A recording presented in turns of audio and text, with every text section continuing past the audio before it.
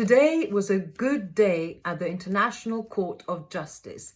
It was important, and most of all, it was symbolic. Now, before anybody gets too excited and too hopeful, or worse, complacent, hoping that somehow this will lead to, I was going to say Netanyahu, and his cronies in the dock. That's not going to happen. Let's be realistic. Let's be real, and we can work with reality. We can build from that. Okay. However, that's not to say that this wasn't important. It was, and there are several reasons for that.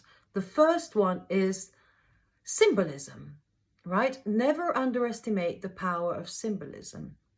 We experience it in our daily lives. We're not even aware of how influenced we are by symbols and ideas, right? So the fact that it was South Africa that brought this case to the ICJ, right? This is symbolic because, it will press all the right buttons in the hearts and minds of those who've lived through the South African apartheid, those who witnessed it firsthand, those who campaigned against it. And of course, everybody knows that the erstwhile South African regime was brutal. So that's number one. Number two is South Africa cannot be bought. It has shown that it cannot be bought by Israel, right? And the reason for that is China. China is now the dominant actor in South Africa and indeed in wider Africa. So this is interesting because it demonstrates quite clearly that the power balance on the global stage is changing and changing rapidly. There's all these shifts in power on the global stage.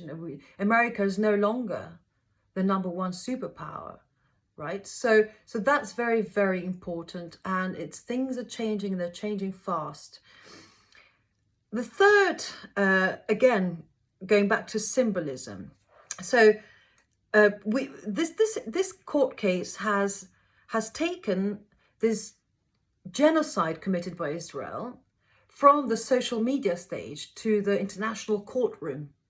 Okay, this gives it that added importance and legitimacy, which makes the Palestinians feel like their suffering is being heard and seen. And of course, it emboldens the pro-Palestine movement and makes them feel like their efforts are not in vain.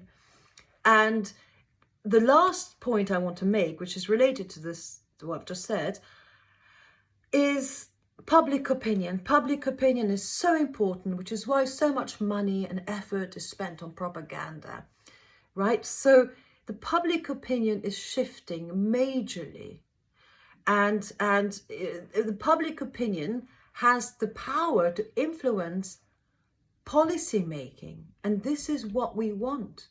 And this is exactly what happened, what ended the South African apartheid regime. So don't stop, don't get too excited too soon, don't get too hopeful and complacent.